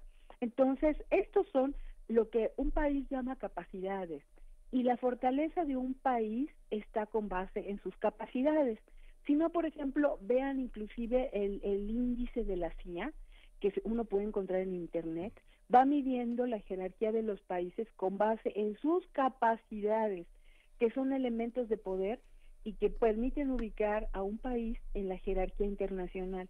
Entonces, ¿qué significa esto? Vamos bajando porque no tenemos capacidades, ¿sí? Es decir, estamos entregando nuestras empresas estratégicas, dándole un carácter de actividad de mercado, estamos entregando nuestros recursos, estamos entregando nuestras capacidades, y esto es delicadísimo porque está en la agenda al menos de los 3 candidatos, ¿sí? Es decir, Anaya, que abiertamente ha hablado de no más refinerías, NID, que es el proyecto que pues lo que sigue del proyecto de Peña Nieto, y Margarita Zavala, que en realidad pues promete ser la continuación del proyecto de Calderón muy vinculado a las empresas transnacionales, inclusive es socio accionista de una transnacional eléctrica. Entonces a ellos les interesa realmente pues justamente la permanencia de este proyecto transnacional para México, y este proyecto transnacional implica justamente el harakiri de todas estas actividades estratégicas para México. Pero más delicado todavía, y ustedes me cortan si ya me he pasado de tiempo. Para nada. Mira, esta cuestión de haber entregado las reservas, yo creo que aquí hay un problema sí de mediano plazo, no solamente porque estamos viendo que la producción del petróleo de llegar a un máximo de 3.4 millones de barriles, en el 2003 estamos en 1.9. Creo que Miguel Ángel a lo mejor dio otra cifra, pero en el presupuesto ya salió una producción de 1.9 millones de barriles, ¿no? Es decir, no solamente no hemos aumentado la producción, que fue la promesa de la reforma energética, sino que las reservas, en la última cifra que yo consulté, han bajado 7.3%. Entonces, aquí, pues es un problema que no vemos ahorita, pero que se puede traducir también en un problema de dependencia, y comprar el petróleo de fuera es carísimo. Los países realmente sufre la balanza comercial, que para México la petrolera ya es negativa, y por supuesto sufre el bolsillo de los consumidores, ¿sí? Pero como generalmente el discurso que predomina en los ámbitos mediáticos y nacionales es el discurso de los ganadores, pues estos que sufren no se ven, o sea, los consumidores. Y entonces aquí pues podemos tener riesgo justamente de empezar a depender del petróleo, ¿no? Y entonces aquí yo veo que hay un problema aquí de que es un problema realmente de visión, y es un problema de una estulticia deliberada, ¿no? Porque en realidad aquí no se ve ya un problema que está siendo latente y que está siendo de la humanidad, y que muchos países van a empezar a afrontar, que es el problema de los recursos. Es decir, el problema de los recursos fósiles, el problema del agua sobre todo, ¿no? Y aquí el problema de los recursos fósiles, yo voy a decir, es un problema de estulticia en el caso de América del Norte, porque al menos, por ejemplo, en toda la literatura de relaciones internacionales, aparece que América del Norte tiene un gran boom con el fracking, con los recursos no convencionales de lutitas que ustedes mencionaban, que es el shale oil, el shale gas, el tight oil, a todos estos recursos no convencionales que se obtienen a partir del fracking. Pero hay que decir que realmente Estados Unidos es el único país prácticamente en el mundo, y en el futuro a lo mejor lo va a hacer China. Pero México ahorita está produciendo con fracking, pero en realidad no creo que haya reservas probadas, al menos no he visto las reservas probadas, excepto para 1 o 2 pozos de lutitas. Entonces yo creo que hay una falsedad en el discurso de que América del Norte tiene resuelto su problema de seguridad energética, y además no lo tiene resuelto porque esto es un daño ambiental monumental, y eso ya lo sufren los norteamericanos. Entonces, ¿para qué queremos entrarle a una cosa en donde verdaderamente el deterioro simplemente no vale la pena, digamos, ir por ese camino, porque pues realmente va a ser mucho más costoso, y además requiere cantidades monumentales de agua que México no tiene. Entonces es como desperdiciar un recurso que es oro puro en una cosa que se va a obtener pues simplemente para las ganancias de las empresas, ¿no? Entonces, aquí yo creo que hay problemas de concepción muy grandes, y me atrevo a decirlo porque desde la academia podemos manejar la cuestión teórica como una alerta crítica, ¿no? Rocío Vargas, justamente echando mano de esta posibilidad de ser una alerta crítica, digamos que a raíz de esta, que sucede una cosa inesperada y fantástica, y entonces a raíz de esta conversación te llama cualquiera, quien tú quieras, el candidato X, y te dice, perfecto, usted diseñe, y la invito a diseñar la política energética que México necesita. ¿Qué puntos tendría o por dónde empezar? Ah, perfecto. Fíjate que ese es mi proyecto postdoctoral, que ya estoy empezando. No venía preparada, pero a ver, adelante. Mira, yo creo que realmente habría que tener idea, en primer lugar, en qué estamos metidos, ¿no? Yo creo que bajo una concepción de problemáticas como el límite de los recursos, como el problema de cambio climático, tendríamos que revisar este modelo liberal transnacional que tenemos justamente en México, en el sector energético, y que se amplía y se profundiza con la reforma energética, ¿sí? Porque hay una serie de supuestos absolutamente falsos, que en realidad es a lo que nos han llevado. Es decir, yo digo que este modelo liberal transnacional no es que haya fallado en México, es que está dando los frutos realmente de sus propios supuestos, ¿sí?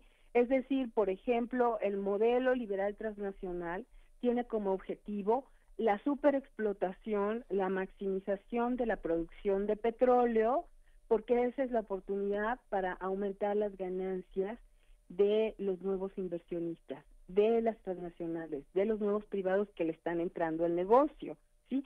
Entonces, imagínate, en un esquema ya de límite de recursos, que tú maximices toda tu producción, ¿verdad? Sobre todo de recursos convencionales, significa que el horizonte de vida lo vas a reducir, pero muchísimo. Y se va a ir en ganancias realmente de muy pocos, porque ni siquiera el petróleo tiene la garantía de que se quede en México. El petróleo ya es de las transnacionales, sobre todo bajo contratos de licencia, y lo van a sacar y lo van a vender al mejor postor. Entonces, ¿qué tienes que hacer en un esquema de recursos? Realmente ir planeando tus recursos, ir invirtiendo realmente en aquellas posibilidades de obtener energía, energía limpia, energía económica, en crear capacidad para distribuir, en crear desarrollo para poder utilizar esa energía para la movilidad, ¿verdad? El transporte. Y todo eso requiere enorme cantidad de recursos monetarios que se están entregando en términos de la renta que ya no es para México. Estas inversiones maravillosas de las que habla el gobierno mexicano, habría que ver qué significan respecto a toda la renta que se perdió, porque esa es la parte que no nos cuentan, ¿sí? Entonces, esto pues es mínimo y habría que ver hasta cuándo van los señores a dejar de invertir, o hasta cuándo van a invertir, porque una vez que obtienen el pozo petrolero, pues ya inclusive con las reservas ya que tienen ahí, pues no van a invertir mucho, ¿no? Entonces, esto de las inversiones sí hay que ponerlas en un contexto más amplio y en horizontes de tiempo, porque ahí es donde realmente se da el proceso de manipulación. No se habla de la renta que percibía el Estado mexicano, que eran rentas monumentales de billones, ¿verdad? Y en cambio, por ejemplo, se destacan las utilidades operativas, pero si tú ves a qué se refiere una utilidad operativa, es porque ya repartiste la mitad del petróleo, ya deduciste costos, y entonces lo que te queda es una utilidad operativa y estás midiendo solamente una partecita muy pequeña de ese contrato, ¿verdad? Y ahí estás diciendo, no, es que la utilidad operativa es 80%. ¿Pero qué? 80%, pero de un contrato, ¿no? Entonces, todo esto yo creo que hay que ponerlo en contexto. Y entonces, yo sí creo que es muy necesario poner los problemas de seguridad energética como prioritarios, digamos, para elaborar un modelo que tenga esas dos restricciones, la cuestión del límite de los recursos, ¿verdad? La cuestión de la equidad, porque esa es a lo mejor otra de las variables más olvidadas, ¿sí? Es decir, hoy tienes un modelo neoliberal transnacional en donde justamente tienes una expansión de mercado, tienes una apertura, tienes una serie de mecanismos, instituciones reguladoras que realmente la mayor utilidad que están teniendo es para abrir espacio a la inversión extranjera, para construir el mercado, pero no hay un realmente objetivo de que ese mercado pues tenga equidad, que tenga objetivos distributivos realmente.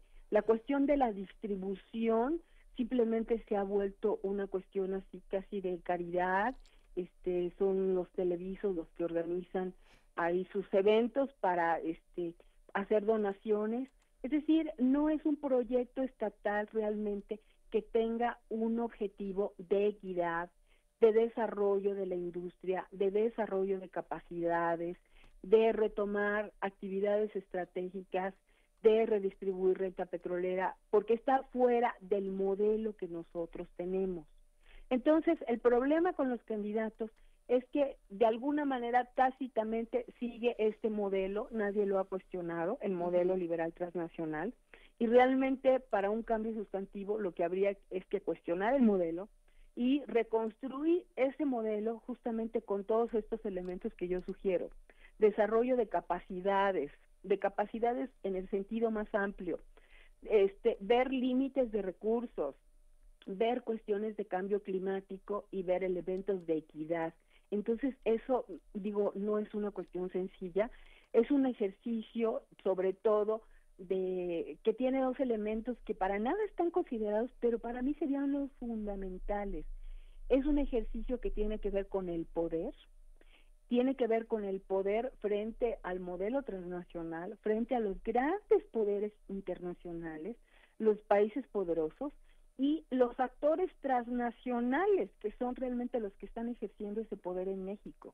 Y tiene que ver con el ejercicio de realmente que México deje de tener una mentalidad sometida, porque nosotros tenemos eso, un sometimiento al poder, que se manifiesta en nuestra relación con Estados Unidos, que se manifiesta el sometimiento al modelo liberal transnacional, que se manifiesta en la verticalidad del Ejecutivo, aquí el presidente, que dice esto se hace y todos se alinean a esto porque así se entiende que realmente el deber ser es un alineamiento y no tenemos un juego de poderes, es decir, pregúntale a la Suprema Corte de Justicia si realmente está ejerciendo su deber, que sería defender la Constitución.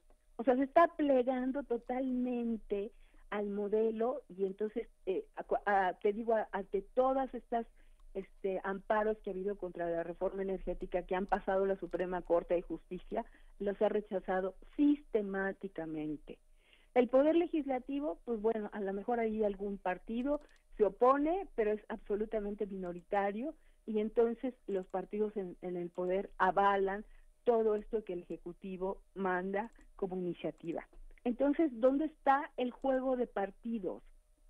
En la academia. Entendemos que nosotros tenemos que reproducir ese discurso de poder y cuando te sales del margen vienen las penalizaciones porque no estás en lo que deberías, estás poniendo en riesgo todo esto. Entonces no estamos haciendo realmente nuestra chamba, ni los poderes, ni las entidades regulatorias, justamente para estar por encima de todos los actores del mercado y simplemente están sirviendo justamente a los inversionistas y a los intereses transnacionales. Nosotros en la universidad, pues a lo mejor algunos lo están haciendo, pero no todos lo estamos haciendo, y entonces la ciudadanía tampoco está cumpliendo de todo, digamos, al menos en términos de informarse. Entonces mi punto es, todos de alguna manera tenemos que ir más allá de nuestros límites y hacer una chamba que realmente vaya más allá de todo el confort y la comodidad en que estamos acostumbrados a vivir. Y pues esto, sacar a México de esta inercia requiere muchísimo esfuerzo, en todos los niveles, ¿sí? Entonces, pues, no sé, ahí terminaría yo, pero pues si tienen alguna pregunta. No, nos gustaría poder consultar todo esto que acabas de mencionar, Rocío Vargas. Dices que lo estás trabajando para una tesis doctoral. No, es postdoctoral. Postdoctoral. Sí, estoy en el PUE, mi tutor es el doctor Rolando Cordera. Entonces espero hacer esto, pero lo que te quiero decir es las cosas no tienen una solución simple. No, claro es decir, la perspectiva tiene que ser holística y la cuestión a lo mejor ni siquiera está en el sector energético, está en un problema de poder y en un problema de valores en México que están absolutamente trastocados. Así es. Oye, Rocío, pero hay una transversalidad en la ley, en la reforma que impulsaron, porque digamos la transversalidad está en la materia de seguridad y de medio ambiente, que pareciera como que son cuestiones muy incompletas, y parte de la reforma toca temas que aparentemente pueden ser muy coloquiales, muy de todos los días, como el tema de los guachicoleros, por ejemplo, o el tema de la expropiación y de la extracción, por ejemplo, de presas para la energía eléctrica, de las concesiones a la energía eléctrica, o a la expropiación de agua, etcétera. ¿Cómo esta reforma toca las otras leyes que se han ido aprobando de una manera contra las organizaciones civiles que han desarrollado programas alternativos o que han hecho críticas, como pasó hace unos días con la ley de biodiversidad, por ejemplo, ¿no? ¿Qué pasa con esa parte, con ese aspecto? ¿Sí se tomó en cuenta esa transversalidad o no? Todos los desarrollos empresariales de la energía eólica, ¿hay alternativas para estar menos sometidos, o es una especie de sometimiento colectivo inconsciente de la cultura burocrática mexicana? ¿Qué pasa ahí? Mira, yo creo que tienes mucha razón, pero estas cosas yo creo que hay que medirlas, hay que hacer investigación, hay que ver la realidad más profunda de lo aparente. Eso es en principio lo que yo te puedo decir, tanto de la ley de seguridad como de la cuestión de, por ejemplo, de las energías renovables, porque en realidad la reforma energética es una apertura a todas las formas de energía. El punto es, ¿por qué hoy día creemos que los renovables son necesarios y son importantes, más allá del negocio, ¿no? Por la transición. Pero ¿cuál es el objetivo de la transición? Pues son las emisiones, en primer lugar, ¿no? Es decir, un ambiente más limpio, pero para el cambio climático, para detenerlo, realmente las emisiones son lo importante.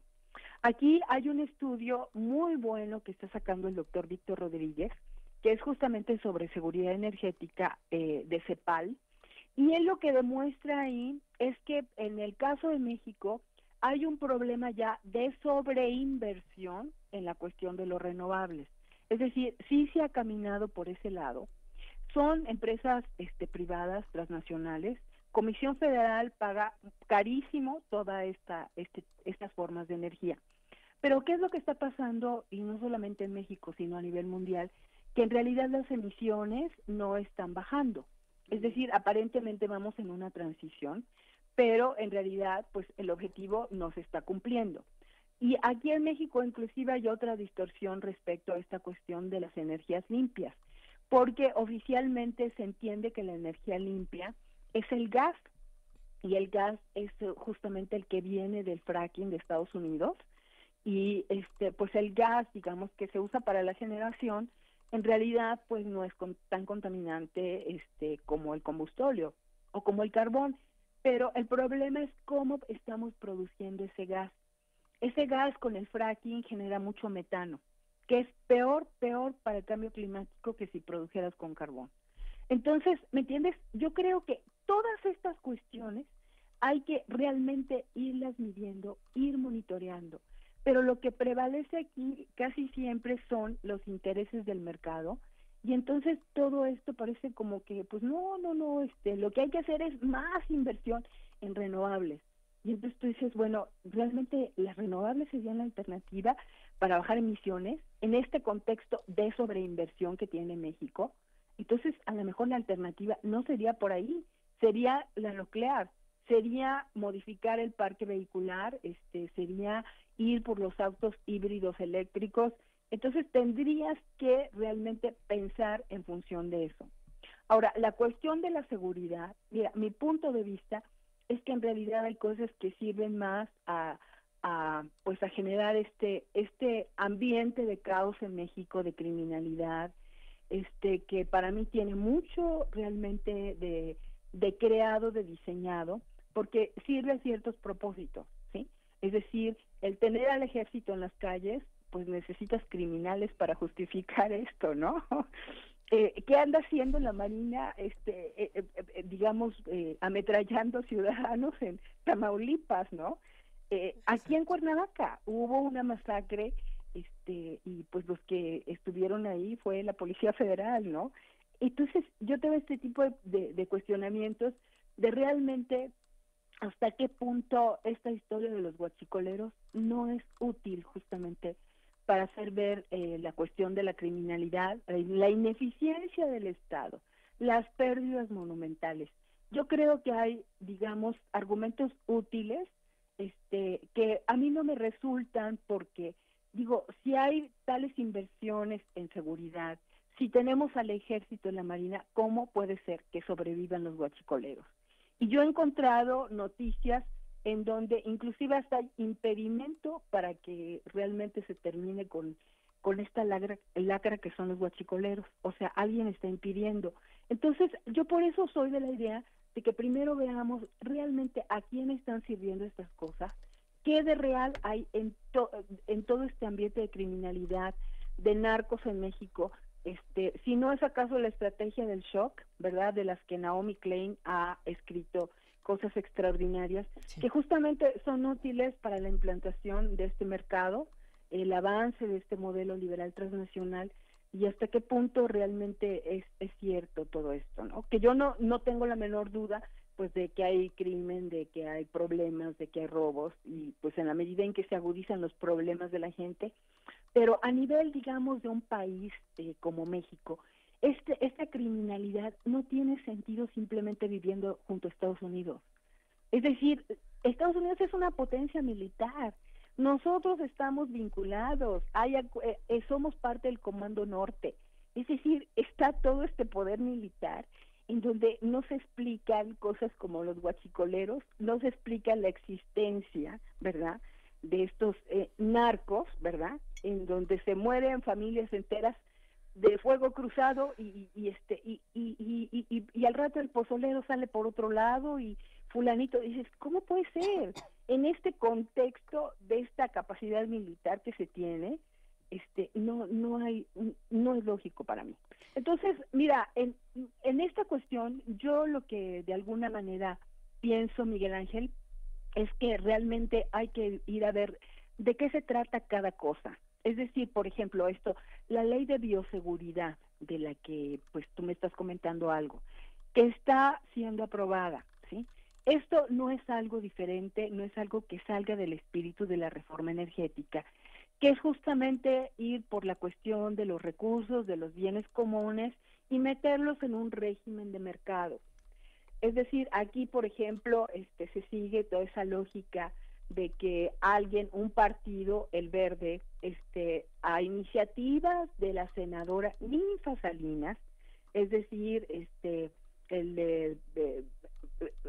vinculados a todos estos intereses de renovables,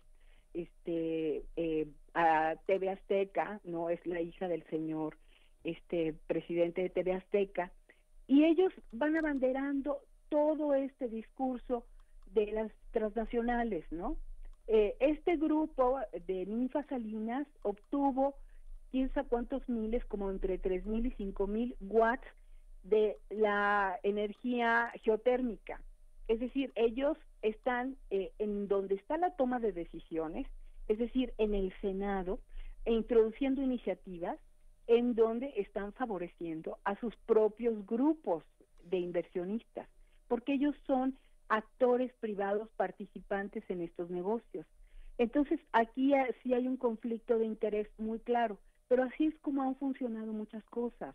Y entonces se avanza en una pretendida ley de bioseguridad que nuevamente tiene esta lógica de mercado, de privatización, y no de consideración, por ejemplo, de grupos que a lo mejor van a ser afectados, que son comunidades indígenas, ¿no? Entonces, ¿me entiendes? Lo que predomina en todo esto es esa lógica egoísta de ganancias individuales, de extender el mercado, y no esta cuestión de visión social en donde yo digo hay un problema de valores, porque hemos perdido esta perspectiva de beneficio, de utilidad social, del bien mayor, del bien para los otros, está totalmente fuera de este esquema de mercado.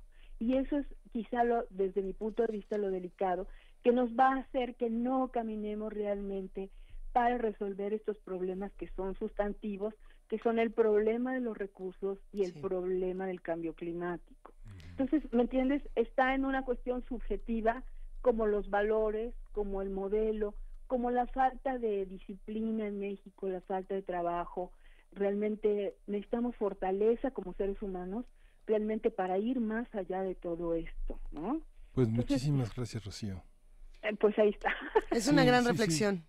Bueno, pues ojalá que mueva conciencias.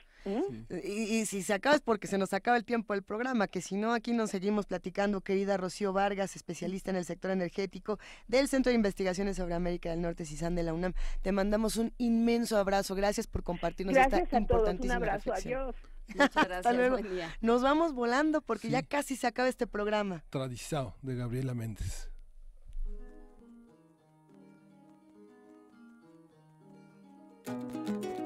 Ay, ay, ay, ay, ay, ay, ay, ay, ay, ay, ay,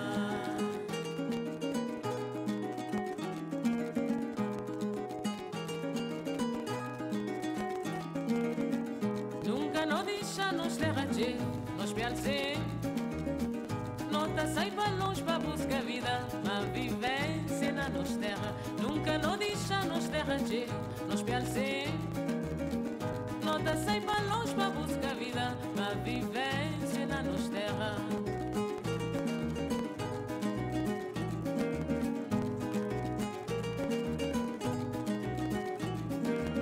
Esta terra pescador e lavrador, limites na pilomar na boca, sambar na pemungurão. Jangata, 3 20 para aguentar blanqueta. Só terra e povo, nós é consolado. Sabura de outro caderno. Nos que tem já não entender. Nós mora vez que deixa aparecer nos pobreza.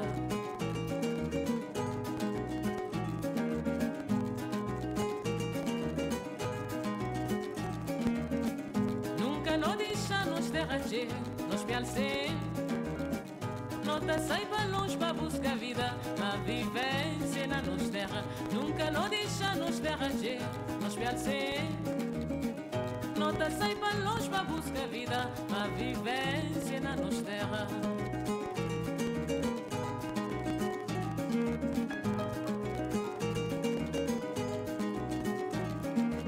Esta terra pescador e lavrador, limites na pilomar na boca, sambar na pemungurão. Jangata, 3 20 para aguentar blanqueta. Só terra e povo, nós é consolado. Sabura de outro caderno. Nos que tem já não entender. Nós mora vez que deixa aparecer nos pobreza.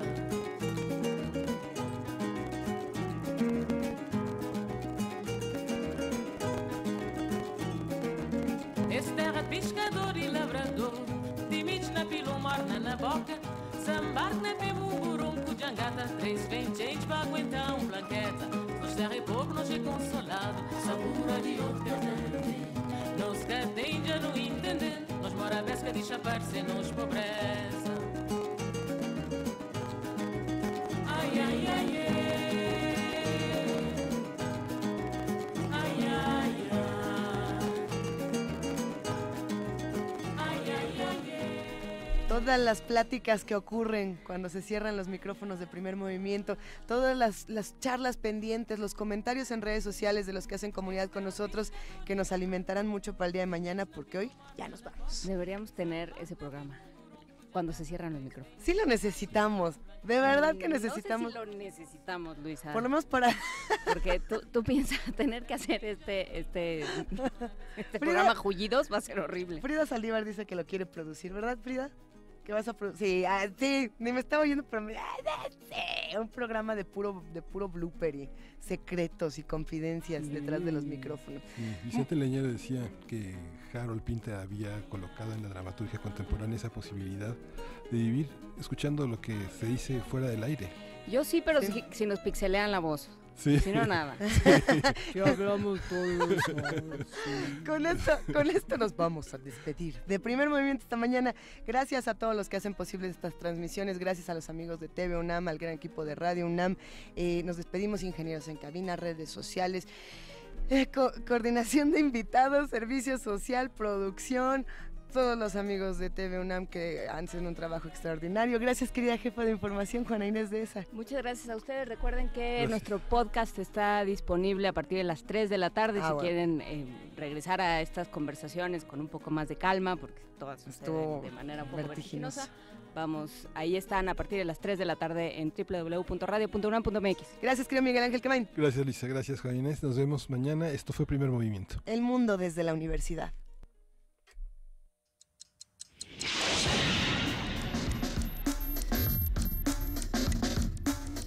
Radio UNAM presentó Primer Movimiento. El mundo desde la universidad.